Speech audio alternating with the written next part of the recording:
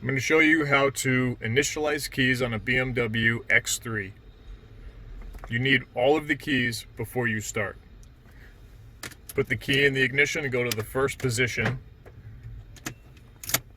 Take the key out and press and hold the unlock and then the lock 3 times. Alright, I'm going to start over.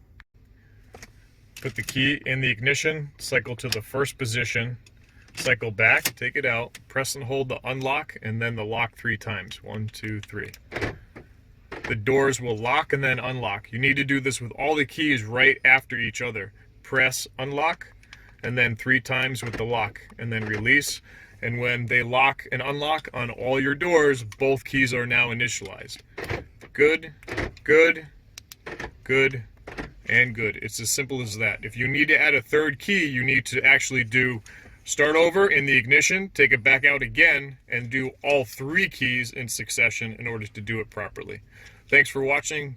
Remember to subscribe to my Ask the Car Experts YouTube channel.